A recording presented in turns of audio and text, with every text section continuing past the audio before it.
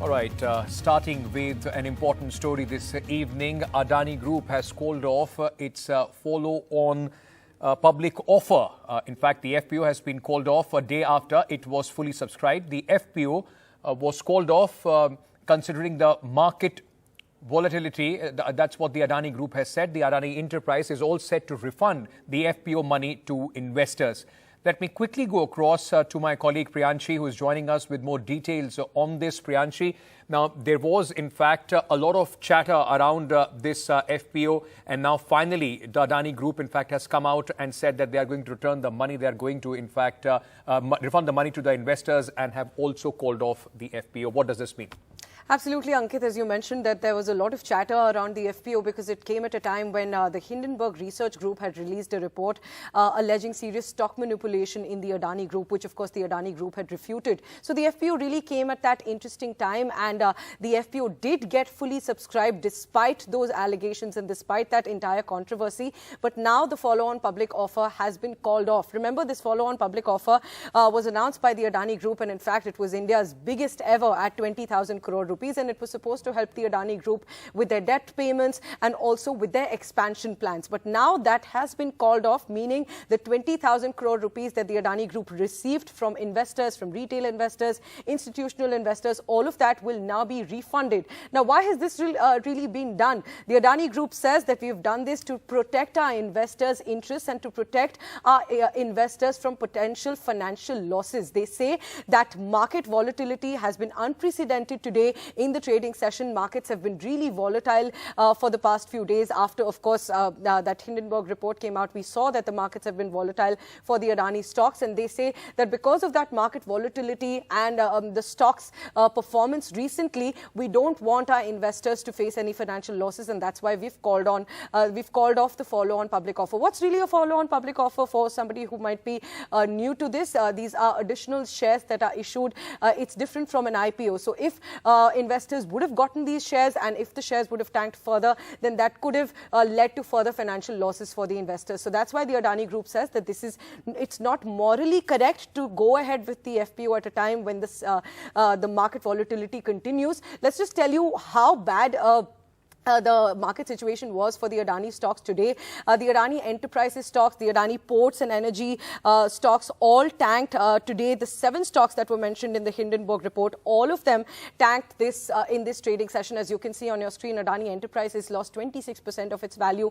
Adani Ports lost 17%. Adani Total Gas was down 10%. Adani Green Energy was down 5.2%. Power was down 5%. So was Wilmar, and Adani Transmission was down 0.08% as well. So Adani stocks had really lost billions of their valuation for the last few trading sessions. In fact, they lost 92 billion of their valuation. So it's amid all of that market volatility that the follow-on public offer has been called off. The money will be refunded to all those who have invested. Right, and as Priyanshi was telling us, in fact, Adani Group has said that this is not morally correct at this moment to go on with the FPO. Thank you, Priyanshi, for joining us. Just to complete disclosure as far as the Adani Group is concerned, NDTV is a subsidiary of the Adani Group. All right, now, in fact, moving on to the big budget that was presented by Nirmala Sitharaman, the finance minister, today. As soon as the budget got over, while the government, the Prime Minister and the ministers in the union government, the Treasury benches, hailed the budget for the poor, for the middle class. They said that there is something for everyone. Meanwhile, the opposition took on the Modi government and said that this budget has done nothing as far as unemployment is concerned. And of course, with the spending cuts in Manrega, they also called it anti-poor. माननीय वित्त मंत्री Shrimati Nirmala Sitharaman. Union Finance Minister Nirmala Sitharaman presenting her 5th budget, the last full budget of the BJP government before the 2024 general elections. While the ruling party described the budget as a foundation for building a developed India, the opposition called it a budget for elections, lacking any vision.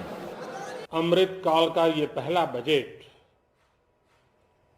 विकसित भारत के विराट संकल्प को पूरा करने के लिए एक मजबूत नींव का निर्माण करेगा. ये बजट वंचितों को वरीयता देता है। ये बजट आज की एस्पिरेशनल सोसाइटी, गांव, गरीब, किसान, मध्यम वर्ग, सभी के सपनों को पूरा करेगा। मध्यम वर्ग को सशक्त बनाने के लिए हमारी सरकार ने बीते वर्षों में अनेकों निर्णय लिए और ईज ऑफ लिविंग को सुनिश्चित किया है। हमने टैक्स रेट को कम किया है, साथ ही प्रोसेस को सिंप्लीफाई, ट्रांसपेरेंट और फास्ट किया है। Sir, any expectation from budget, sir? Rahul Gandhi, back in parliament after his Bharat Jodo Yatra, tweeted to say the government has no real roadmap for the future. At a press conference earlier, the Congress had hit out at the government, saying the budget showed how far the government was removed from real issues. The FM has not mentioned the words unemployment, poverty, inequality or equity anywhere in her speech. Mercifully, she has mentioned the word poor twice in her speech. Besides the Congress, other opposition leaders too have criticized the budget. আজকে যে budget করেছে গরিব লোকদের বিরুদ্ধে budget, anti পিপুল বাজেটকে আমি ধিক্কার জানাই এবং ধিক্কার জানাই ওদের চিন্তাধারায়। এই বাজেটে কোনো আলো নেই, শুধু অন্ধকার। गरीब भी कह रहे हैं कि हमारे बच्चों के लिए रोजगार के माध्यम बनाइए, गरीब भी कह रहे हैं कि हमारे हाथ में रोजगार दीजिए, हम मेहनत करके अपने पैसे कमाएंगे। हमें राशन ये हमेशा के लिए जो कोविड के कार्यकाल में शुरू हुआ जिंदगी भर के लिए नहीं चाहिए और अपनी कमियां छुपा रहे हैं। We have seen it in the last 9 years. Wherever they announce an airport, they will only announce it in a poll-bound state. They will either announce it in a BJP government state. Forget about airports, brother. They have announced that they are going to give 10 lakh crore for the infrastructure, right? Which infrastructure are you talking about? But the BJP called the budget a visionary one. Party President JP Nadda said it would empower the poor and the middle class. आम budget 2023-24 एक लोक कल्याणकारी budget है। यह गांव, गरीब, किसानों, आदिवासियों, दलितों, पिछड़ों, शोषितों, वंचितों, आर्थिक रूप से पिछड़े तथा मध्यम वर्ग के लोगों को सशक्त और सक्षम बनाने वाला बजट है। With Arvind Gunashekhar, Bureau Report, NDTV.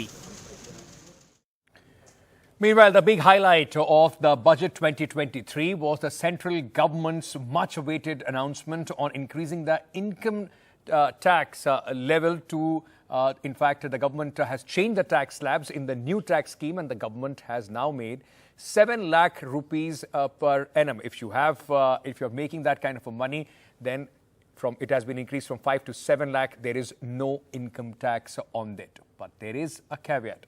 The change is only for those who choose the new tax regime. Not compelling anybody. Those who want to remain in old can still remain there for enough justifications that they can have. But the new one obviously is now attractive because it gives greater rebate. It also provides for a simplified and smaller slabs, lower rates of taxation, and also slabs which are nicely broken down. This budget, the government says it's providing major income tax relief to the middle class, while making a big push for the new tax regime. So let's try and understand what this means for an ordinary salaried person. Take a look at the difference between the old and the new tax regime. The big difference is that under the old one, there were several deductions and exemptions allowed. For instance, provident fund, insurance premiums for rents, and so on. Most of these are now not allowed in the new tax regime.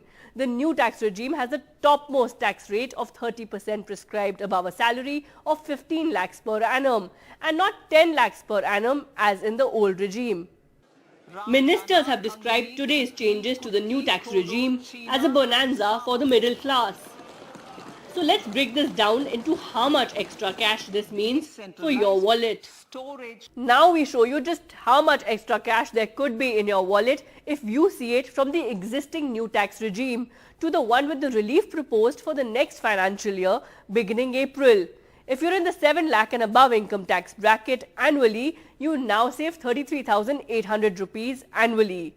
If you're in the 10 lakh and above income tax bracket annually, you now save 23,400 rupees.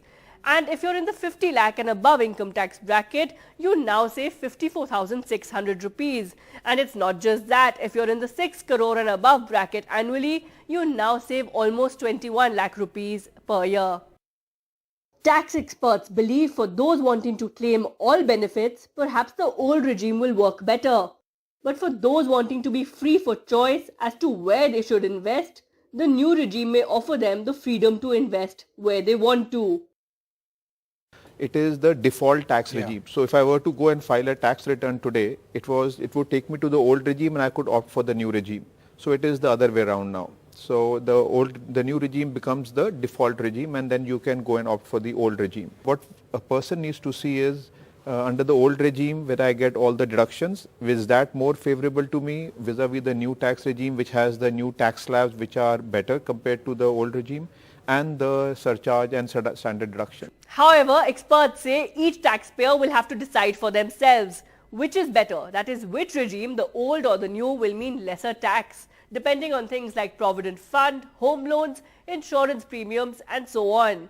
The government says the income tax relief announced today will cost around 35,000 crores in revenue foregone. But the reason it's pushing taxpayers to adopt the new regime is purely simplification, is what experts believe. Sakshi Bajaj for NDTV. Well, the big headline for the government from this budget is that it was focused on the middle class, and that's why you saw the change in the tax slabs as well. So we at NDTV set out and went out to speak to the people who the government claims it is going to have a positive impact on.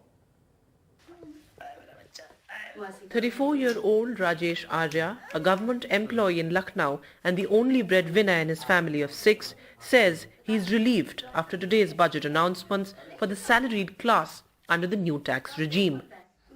Rajesh says he may be one step closer to his dream of buying a car. He earns a salary of 5 lakh rupees a year. देखिए, हर service class आदमी के कुछ dreams होते हैं. ये सब पैसा थोड़ा बचता है जब सैलरी से, तो आदमी वैकेशन पे सोचता है अपनी फैमिली को ले जाने के लिए, कभी सोचता है गाड़ी ले लूं या फिर कुछ और अपनी जो है ख्वाहिशें हैं पूरी कर लें. इस टैक्स स्लैब के आने से थोड़ी सी एक बार सोच सकते हैं कि कुछ हमें राहत मिली है, तो हम उसको ड्रीम को अपना पूरा करने की कोशिश करेंगे. In one of the budget announcements that stood out for the middle class, Finance Minister Nirmala Sitharaman said that those earning up to 7 lakh rupees a year will not have to pay any tax under the new tax regime. This is what the new slabs look like now. While those with an annual income of 9 lakhs will have to pay 45,000 rupees as tax, down from the 60,000 rupees in the existing regime, an individual with an income of 15 lakh rupees a year will have to pay 1.5 lakh rupees as tax, down from the 1.87 lakh rupees currently. Not compelling anybody. Those who want to remain in old can still remain there for enough justifications that they can have. But the new one obviously is now attractive because it gives greater rebate. It also provides for a simplified and smaller slabs, lower rates of taxation, and also slabs which are nicely broken down. So with all this, I think the budget, I've not gone into specifics, but I thought as an opening remark, this much will be sufficient to say this is a budget which is beautifully balanced. Hyderabad resident Santoshi Jyotsna, who works as a teacher, looks at the budget announcements as an opportunity for middle-class families to finally save some money. Not only tax exemptions, but under the new tax regime, the salaried class also get a tax deduction of 50,000 rupees. Yeah, so this is a great move, I feel. So it is very, convenient for the middle-class families. So where they'll not have to pay any income tax, and of course they'll get a chance to save the money. Because of the pandemic, there have been a lot of economical issues with every family. So I think this is a great move. Amount इसमें बचेगा. I could buy SIP और जो small savings में लगा सकते हैं. You can buy small things. So it will be somehow supporting medium जो middle class लोग हैं जिनकी सैलरी 50-60 हज़ार रुपए मिनिमम जो हिंदुस्तान में लोगों की है, क्योंकि बहुत ज्यादा हिंदुस्तान नौकरी पेशा लोग हैं, उनके लिए बहुत बड़ा बेनिफिट है. This budget has been called many things, From the Amritkal budget to the Saptarishi budget to an election budget. Well, it remains to be seen what the long-term economic and political ramifications of this budget are. But for now, the middle class are finally happy and looking to save. In a sense, validating what the economic advisor said yesterday about the pandemic recovery of the Indian economy being complete. With Harsha Kumari Singh in Rajasthan and Uma Sudhir in Hyderabad, with camera person Rajesh Gupta in Lucknow, Vedant for NDTV. Meanwhile, my colleague Himanshu Shekhar spoke to the CBDT chairman Nitin Gupta and CBIC chairman Vivek Johri about the budget 2023, key insights about what went on in making and presenting this budget. 2 साल पहले आपने एक नया tax का एक विकल्प दिया था, पर्सनल इनकम टैक्स स्लैब का एक नया विकल्प दिया था, और आज वित्त मंत्री ने बहुत सारी घोषणाएं की है। जो टैक्स रिबेट है उसकी सीलिंग बढ़ाई है, एग्जेम्पशंस को बढ़ाया है, और सबसे महत्वपूर्ण बात कि स्लैब्स को घटाया है, 5 स्लैब कर दिया है। इसके पीछे थिंकिंग क्या है, इकोनॉमिक थिंकिंग क्या है? वित्त मंत्री ने जो आज प्रपोजल दिया है उसका मुख्य प्रयोजन यही है कि किस प्रकार से टैक्स पेयर के हाथ में पैसा रहे, टैक्स कम दिया जाए उसके द्वारा, और वो नई रिजीम में अगर शिफ्ट होता है तो उसको बेनिफिट मिले। नई रिजीम जैसे आपने कहा कि वो डिडक्शन एग्जम्पशन से उसमें नहीं है, तो सरकार का प्रयास यही है कि जो भी स्कीमें रहें, जो भी रिजीम रहे वो एग्जम्पशन डिडक्शन फ्री रहे, और इसी तरफ सरकार कार्य कर रही है। उसी कड़ी में ये प्रयास किया गया है। और चूँकि पुरानी रिजीम जो थी, ओल्ड रिजीम जो थी, उसमें डिडक्शन एग्जम्पशन थे, परंतु नई रिजीम जब पिछली बार लाई गई थी 2 साल से, उसमें बहुत ट्रैक्शन नहीं था और टैक्स पेयर उसमें आने में झिझकता था। अब नई रिजीम को स्वीटन कर दिया गया है। अगर कोई भी टैक्स पेयर नई रिजीम में आता है तो उसको टैक्स में राहत मिलेगी ही मिलेगी। इस प्रकार की गणना करके, कैलकुलेशंस करके स्लैब्स को डिज़ाइन किया गया है और उसी प्रकार की टैक्स रेट्स को डिज़ाइन किया गया है। तो इसका बेनिफिट हर टैक्स पेयर को मिलने वाला है, चाहे वो लो इनकम ग्रुप हो या हाई इनकम ग्रुप हो। पर 2 साल का अनुभव आपका कैसा रहा है? क्योंकि मुझे लगता है जब आपने 2020 में ये पहली बार जब इस विकल्प को आपने रखा था टैक्स पेयर के सामने, 2 साल का आपका अनुभव कैसा रहा है? मतलब कितने प्रतिशत लोग हैं जो ये पर्सनल इनकम टैक्स पे करते हैं, जिन्होंने नया जो टैक्स रेजिम है उसको चुना अभी तक 2 साल में? देखिए, लगभग हमारे पास 7 करोड़ से अधिक करदाता हैं। उनमें से बहुत अधिक ने ये नहीं चुना, और उस 7 करोड़ में से लगभग 3.5 करोड़ सैलरीड एम्प्लॉयज़ हैं। अगर मैं एज ए सैलरीड एम्प्लॉय खुद देखूं तो उसमें स्टैंडर्ड डिडक्शन का बेनिफिट नहीं था, जो अब नई रिजीम में दे दिया गया है। तो इसका मतलब ये हुआ कि जो भी सैलरीड टैक्स पेयर है और नई रिजीम में जाता है तो उसको बेनिफिट हो रहा है जो कि ओल्ड रिजीम में हो रहा था। तो एक ये बड़ा एक इम्पेडिमेंट था नई रिजीम में आने के लिए सैलरी टैक्स पेयर का, तो वो एक इम्पेडिमेंट रिमूव हो गया है। और अगर वो नई रिजीम में आता है स्लैब्स को वाइडन करके और टैक्सेस को रिड्यूस करके, रेट्स को रिड्यूस करके, तो उसको हर व्यक्ति को, जैसे मैंने कहा, फ़ायदा होगा। वो फ़ायदे की जो अमाउंट है वो वेरी करेगा इनकम लेवल के ऊपर, परंतु हर एक को फ़ायदा होने वाला है। इनडायरेक्ट टैक्सेस के बारे में भी वित्त मंत्री ने बहुत सारी घोषणाएं की और जिसकी बहुत ज़्यादा चर्चा हो रही है कि PLI स्कीम 14 सेक्टर में लॉन्च किया गया है और वो एक इंडिया को ग्लोबल मैन्युफैक्चरिंग हब बनाने की तैयारी है, एक्सपोर्ट्स को बूस्ट करने की तैयारी है। और उसके लिए आपने कंपोनेंट्स जो यूज़ होते हैं, इलेक्ट्रॉनिक कंपोनेंट्स मोबाइल फ़ोन में या TV सेट्स में, अब उस पर कस्टम्स ड्यूटी में राहत दी गई है। इसके पीछे क्या रैशनल है, क्या अचीव करना चाहते हैं आप इससे? इसका रैशनल उद्देश्य तो सीधा है हिमांशु जी। आइडिया ये है कि जहाँ तक हो सके जिन सेक्टर्स में वैल्यू एडिशन या मैन्युफैक्चरिंग अपने देश में हो सके वहाँ हम उसको प्रोत्साहन दें।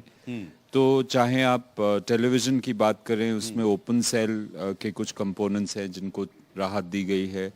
इसी प्रकार मोबाइल फ़ोन के कुछ सब असेंबलीज़ हैं, क्योंकि मोबाइल फ़ोन्स का तो भारत में काफ़ी निर्माण हो रहा है, बहुत निर्यात भी हो रहा है अपने देश से।